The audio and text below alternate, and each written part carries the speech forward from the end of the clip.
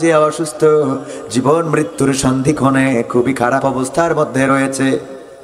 এই সময়েও কিছু নেতাকে দেখা যায় হাসি মুখে বিবৃতি দিচ্ছে, দেখেছেন না? হাসপাতাল থেকে হাসি মুখে বের হয়। ওরা কারা? ওদেরকে চিহ্নিত করা দরকার।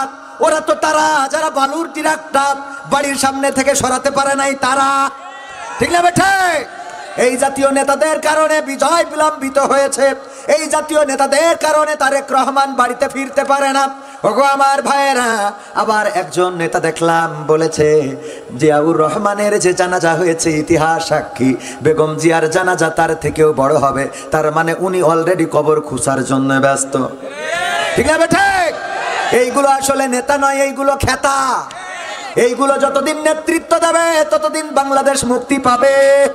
কারণ আমার মনে হলো এই নেতার কথা শুনে একবার একজন ডাক্তারের কাছে গিয়েছে, যে বলছে ডাক্তার সাহেব আপনার কাছে রুগী আসে কেমন, আপনার কাছে রুগী হয় কেমন, আপনার কাছে রুগীরা চিকিৎসা নেয় কেমন, কত বেশি রুগী আসে?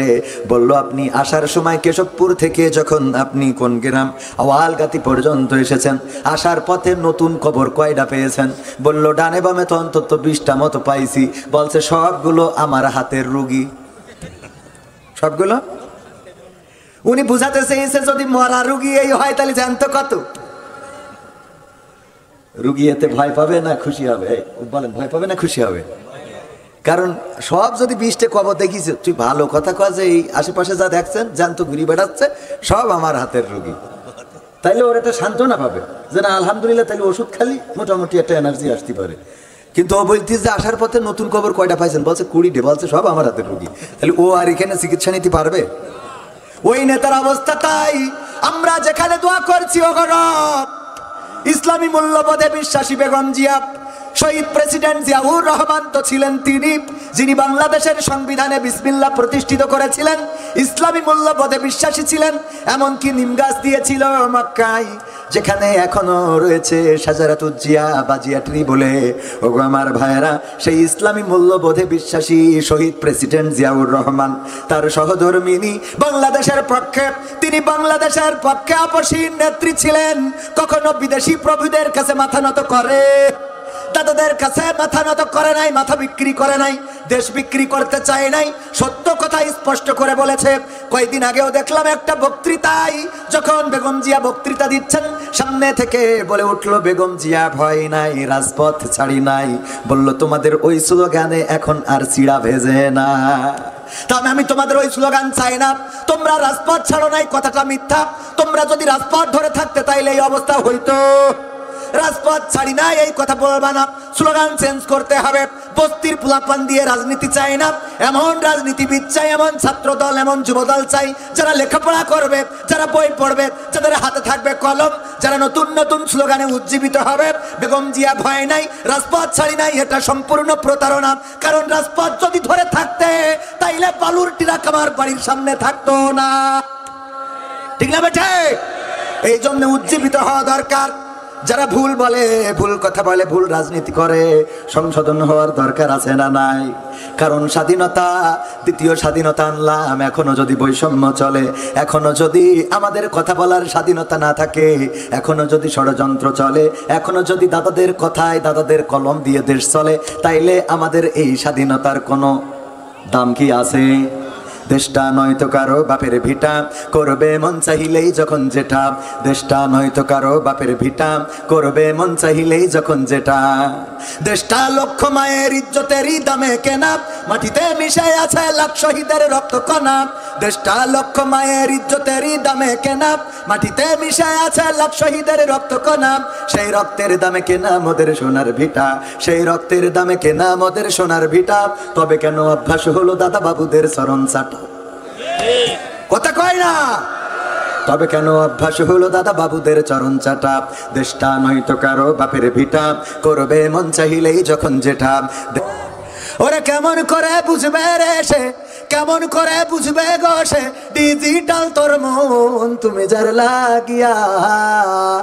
যার লাগিয়া এমবি ভরো তার তো বাটন ফোন, মেসেজ দিলে সিন করে না, দেয় না তো রিপ্লাই, ভিডিও কলে বলবা কথা ক্যামেরা তার নাই, ফোনে ক্যামেরা তার নাই, মেসেজ দিলে সিন করে না, দেয় না তো রিপ্লাই, ভিডিও কলে বলবা কথা ক্যামেরা তার নাই রে, ক্যামেরা তার নাই। ওরে ডিজিটাল এই যুগ জামানাই, ডিজিটাল এই যুগ জামানাই, অ্যানালগ তার মন, তুমি যার লাগিয়া এমবি ভরো তার তো বাটন ফোন, প্রেম প্রীতি ভালোবাসা বিয়ের আগে নয়। এই ঠিক বলা লাগবে যুবক, ঠিক না বেঠে? জোরে ঠিক না বেঠে? গদখালিতে যাওয়া আসা বিয়ের আগে নয়, মনের মধ্যে রাখো যুবক আল্লাহ তাআলার ভয় রে, পরকালের ভয়।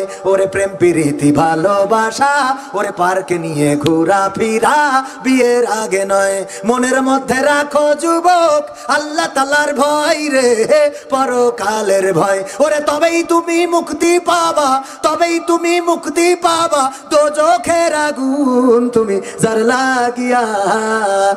যার লাগিয়া এমবি ভরো তার তো বাটন ফোন। ভাইরা আমার, বসির আহমদ পিতামাতার জন্য, নসিব আহমদ পিতামাতার জন্য যদি থাকে নসিবে, আপনি আপনি হাসিবে, জোর করে মন হরণ করো না, করে চলো না কি ভীষণ যন্ত্রণা। যুবক নসিবে থাকলে দেবেন কে? এই জন্য তাহাজ্জুদ পড়া লাগবে। আমি যুবকদের বলি, যদি ভালো বউ পাইতে চাও, যদি ভালো মেয়ে পাইতে চাও, যদি ভালো স্ত্রী পাইতে চাও, ওগো আমার যুবকেরা, আর ওই সাগরের দাড়ি কিংবা আগর দাড়ি না, আর ওই গদখালি কিংবা পটুয়া খালি না, বরং তুমি তাহাজ্জুদের নামাজে সিজদায় পড়ে আল্লাহরে বলো, আল্লাহ মনের মতো একটা সঙ্গিনী দিয়ে দিও গো, এমন সঙ্গিনী যেমন ফিরাউনের আসিয়া ছিল। ফিরাউন এত কিছু করেছে, আসিয়া কোনোদিন ফিরাউনের সাথে খারাপ কোনো আচরণ করে নাই, আসিয়ার মতো একটা সঙ্গিনী দিয়ে দিও। আমার রব চাইলে তোমার ঘরে আলোকিত করে একজন নেককার ইমানদার স্ত্রী দিয়ে দিতে পারে না? পারে না? আর তুমি যদি মনে করো নিজে পণ্ডিতি করে মোটরসাইকেলের পিছনে করে গদখালি নিয়ে বেড়াবা, তাইলে লাইলাতুল ফেব্রুয়ারিতে তোমার সাথে গদখালি যাবে, আর পরের দিন আবার আমার সাথে তাহাজ্জুদ পড়তি সাগর দাঁড়ি যাবে যাবে রে। বেশি পণ্ডিতি করবা না, তাইলে কিন্তু মালডা ভালো হবে না।